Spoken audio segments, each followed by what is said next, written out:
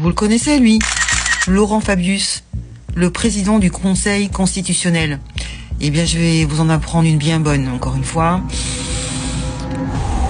Nous avons une députée, LFI, qui vient de sortir un rapport, c'est une bombe, et qui est passé sous silence. C'est un rapport de 80 pages que vous pouvez trouver sur le site de l'Assemblée nationale. Faites-vous plaisir. Qu'est-ce qu'on y apprend? Des choses intéressantes, comme d'habitude. Déjà, on apprend sur le prochain budget qui va être statué le 15 janvier, là, dans quelques jours, sur justement quels sont les fonds affectés aux grandes institutions, c'est-à-dire l'Élysée, l'Assemblée nationale, le Conseil constitutionnel, etc. C'est un budget qui avait été rejeté par l'Assemblée, mais à nouveau examiné par le Sénat, donc le 15 janvier prochain. Dans ce budget, qu'est-ce qu'on y trouve? Le budget de 2025. Ils ont donc fixé, pour toutes ces grandes institutions de la République, ils ont fixé un budget de 1,13 milliard d'euros. Donc déjà, l'Assemblée nationale recevrait 608 millions, le Sénat 353 millions, l'Élysée 123 millions, et le Conseil constitutionnel 17 millions. Et c'est là où on rentre dans la gerbitude. Donc elle a déniché quelque chose d'assez étrange, d'assez opaque. C'est sur les rémunérations de ces 9 sages.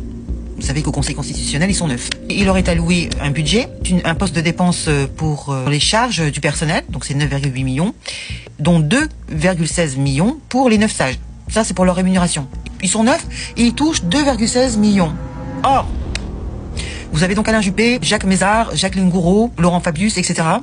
C'est une rémunération qu'elle trouve opaque, dans la mesure où elle souligne en effet que les sages perçoivent dans la pratique environ 15 000 euros par mois, ce qui fait 180 000 euros pour chaque sage.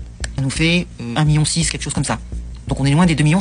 Elle dit qu'il y aurait une différence de 8 500 euros pour chaque salaire. 8 500 euros. Ils se versent 8 500 euros en plus. Et ça, en toute détente. Et c'est contre la loi. Ce n'est marqué nulle part qu'ils doivent toucher 8 500 euros en plus de leur salaire de 15 000. C'est pas un truc de fou. Hein? Parce que c'est vrai que si on ajoute 8 500 euros sur avec leurs 15 000, ça fait, on dépasse, on est à 2,5 millions à peu près. Je vous dis, ils nous volent.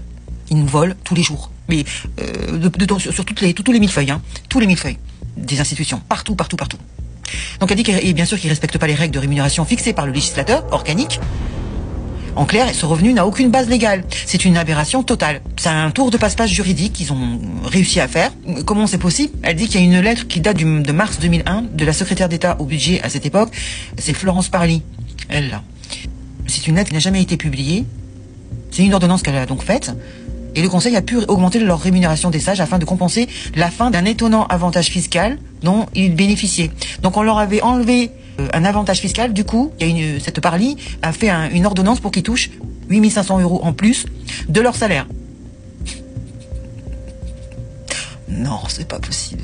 Oui, parce qu'à l'époque, leur avantage fiscal, c'est qu'une partie de leur indemnité était exonérée d'impôts. Et vous savez ce qui est le plus grave dans cette histoire ?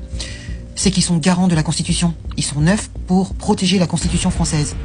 Ils ont donc violé l'article 63 de la Constitution, qui stipule, vous avez qu'à lire, parce qu'ils ont violé les fondements, les principes de la Constitution.